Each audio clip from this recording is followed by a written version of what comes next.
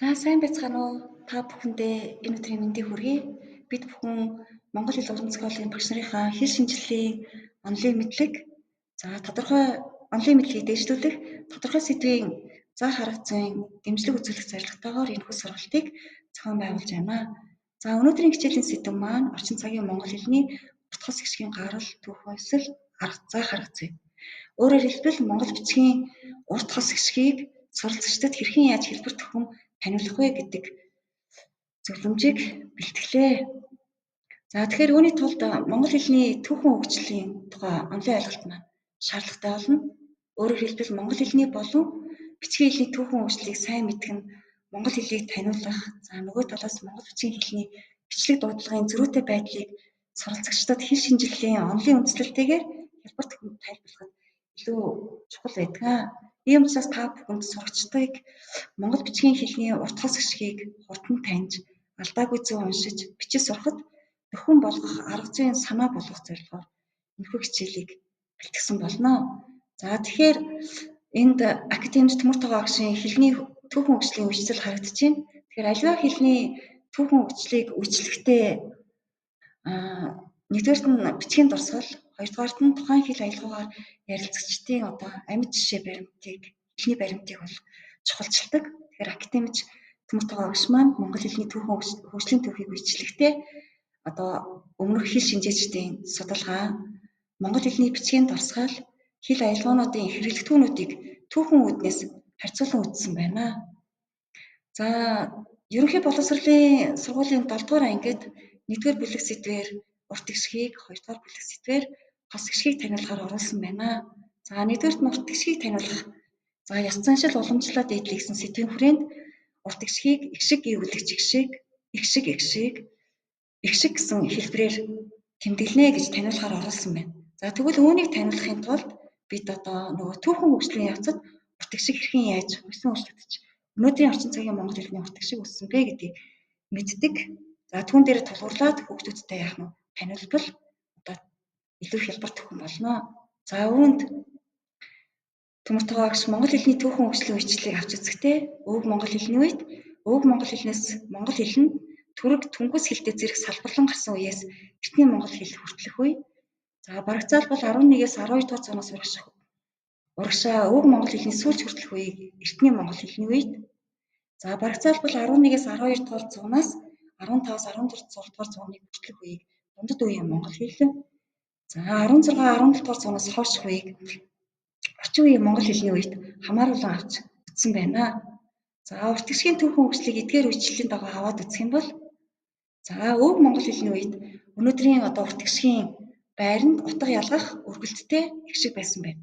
Өөрөөр энэ утга ялгах өргөлттэй эгшиг хаана тохиолдох юм бэ гэхээр эгшиг гээгүүлэгч эгшиг гэсэн нийлэмжийн шүргэх гаа гээгүүлэгчийн ард энэ утга ялгах өргөлттэй эгшиг тохиолдож байсан байна. За эртний монгол хэлний үед энэхүү утга ялгах өргөлтөөс шалтгаалаад эгшиг маань уртаар дуудагдах болсон байна сунжирсаар агаад.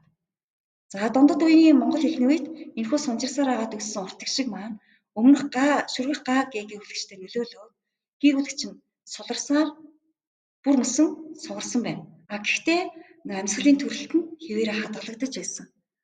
Улмаар энэ хоёрын хоёр талд нэсэн эгшгүүд хоорондоо ижилсэл явагдаад орчин цагийн монгол хэлний урт гişиг үүссэн байна. Тэгэхээр орчин цагийн монгол хэлний урт гişиг үүсэх хизээ үүсэж бүрлдсэн юм бэ гэхээр дундад үеийн монгол хэлний үед үүсэж бүрлдсэн байна.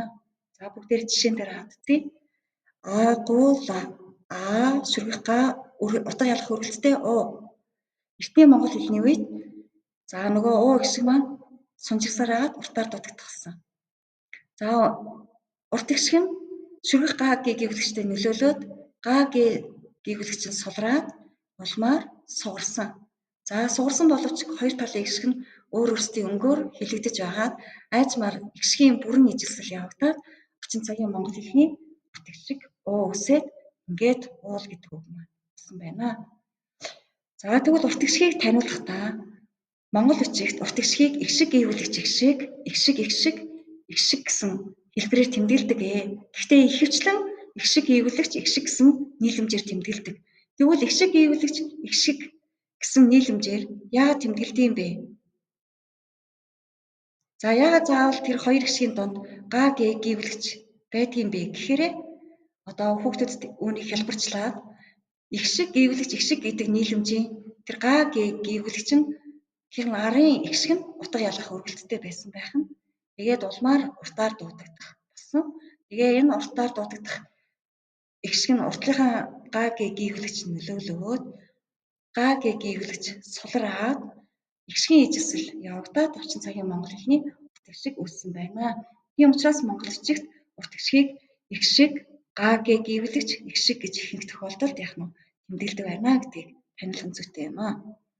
За дараа нь хос их шигийг Монгол 7 дугаар ангид сурах хичээлд 2 дугаар бүлэг сэдвээр үгийн ихийн дунд их шиг е гівлэгч их шиг үгийн адагт их шиг е гівлэгч гэж тэмдэглэнэ гэж илтгэрийн үед оруулсан байна. За үүний түүхэн хувьслаар нь аваад үзэх юм бол их шиг га гэ гівлэгч тэгээд арийнхын их шиг нь утга ялгах өргөлттэй и их шиг байсан байна. Урт их шиг бас энэ нийлэмжээс үүссэн. Гэхдээ урт их шигийн үүсэл нь бол энэ хоёр дундах их шигийн дундах шүргэх га гэ гівлэгчийн ардлын их шиг нь утга ялгах өргөлттэй их шиг нь игээс бусагт их шиг байсан. Тэгвэл хос их шиг нь и их шиг байсан байх юм. За тэгээ ингээ и их шиг нь сунжирсаар агаад уртаар дуудагдаад улмаар яах нь уртлынхаа шүргэх га гэ гівлэгчд нөлөөлөөд га гэ гівлэгч нь сулраад тагнаа е гівлэгч болсон байх нэ. За ингээд улмаар бүрмсэн гівлэгчийн сулрал явцаараад сугараад орчин цагийн монгол хэлний урт их шиг хос их шиг үүсэж бүрдсэн байна. Тэгээ энэ нь орчин цагийн монгол хэлэнд хэвээрээ хадгалагдсан байна. За бүгдээрээ хэлний баримтан дээр хаад үзье. А шүргэх га утга ялгах өргөлттэй и өв монгол хэлний үед. За тэгэхээр та бүхэн анзаарч байгаа өв монгол хэлний үед одоор тэмдэглэсэн байна.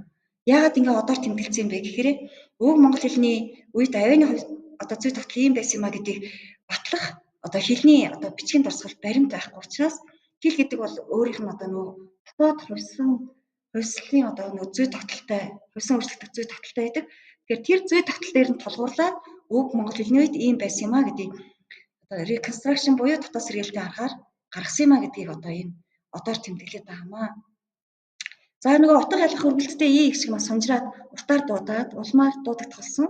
Улмаар уртлынхаа шүргэх га гівлэгчд нөлөөлөөд тагнаа шүргэх е гівлэгч болсон байна. За ингээд нөгөө е гівлэгч маань суларсаар агаад сугараад тэгээ хоёр талын их шиг нь одоо нийлээд орчин цагийн монгол хэлний бас их шиг дундад үеийн монгол хэлний үед үүсэн бүрлдээд орчин цагийн монгол хэлэнд хэвээрээ хадгалагдсан үлдсэн байна. За ингээд айл гэсэн хос их шиг байна үгийн ихний. За ингээд хос их шигийг таниулахдаа урт их шигтэй адилхан их шиг гівлэгч их шиг гэж үгийн ихэнд донд тохиолдох хос их шигийг тэмдэглэнэ. Гэхдээ их шиг гівлэгч их шигийн одоо арийнх нь их шиг нь и их шиг дундлынх нь гівлэгч нь е гівлэгч байдаг. Тэгэхээр яагаад гэхээр шүргэх га гэ гівлэгчийн арын и их шиг нь уртаар дуудагдах болсон учраас уртлынхаа гівлэгчд нөлөөлөөд сулраа га гэ гівлэгч нь суларч шүргэх е гівлэгч болсон. Тэгээд улмаар е гівлэгч нь суларсаар агаад сугараад одоо бидний яах нь га гэ хос их шиг үүссэн байна. Тэгэхээр хос их шиг маань яах нь энэ гівлэгчийн сулралтай холбоотой үүссэн учраас монгол бичгийн хэлэнд их шиг е гівлэгч и гэж тэмдэглэдэг байна гэд онлын хувь зах хэлбэрсууц ингэж танилцуулсан. За бүгдээрээ жишээн дээр аваад үзье. За их шиг одоо үгийн эцсийн хос их шиг байна тийм ээ. За үгийн эцсийн хос их шиг е гэж өв монгол хэлний үед тэмдэглэж нийлцээсэн бэ. За эртний монгол хэлний үед нөгөө е гівлэгч маань анирхах шинжээ буюу одоо нөгөө гівлэгчийн шинжийг алдаад и их шиг болсон байна. За ингээд эртний монгол хэлний үед ерөнхийдөө хос их шиг маань үсээд дундад үеийн орчин цагийн монгол хэлэнд уламжлагдсан үлдсэн байна. За тэгвэл бүгдээрээ жишээн дээр үзье. Далай их шиг е гівлэгч. За тэгээд е гівлэгч маань анирхах шинжээ алдаад их шигийн шинжтэй болсон. Тийм учраас яах нь орчин цагийн монгол хэлний хос их шиг үүссэн байна. Ингээд хос их шиг маань ерөнхийдөө бол хэдийд үүссэн бэ гэхээр түүхэн хөгжлийн үед бол эртний монгол хэлний үед үүссэн байна. Үгийн ихэнд донд адаг тохиолдох хос их шиг маань эртний монгол хэлний үед үүссэн байна гэж үзэж болно.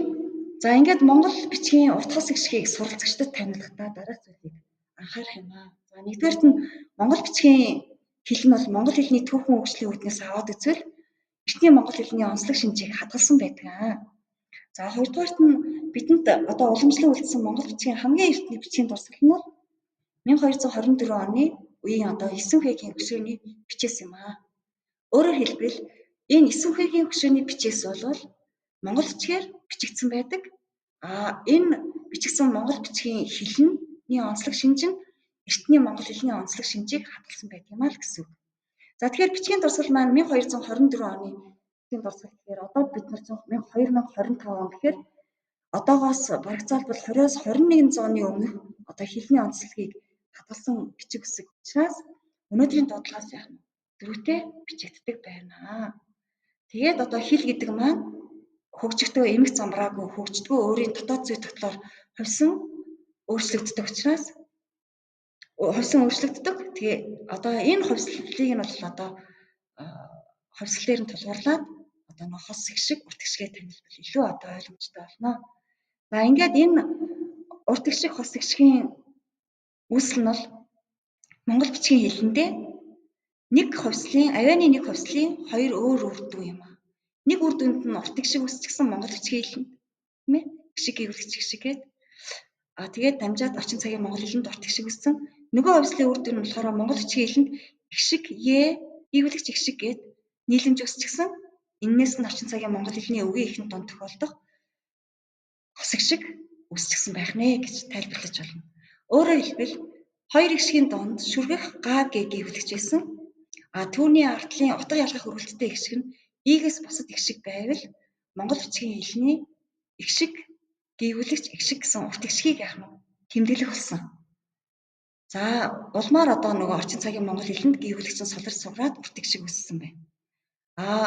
Шүргэх га гэвлэгчийн арын и гişг нь сунжирсаар агаад уртлынхаа гişгт нөлөөлөөд гэвлэгч болчихсон.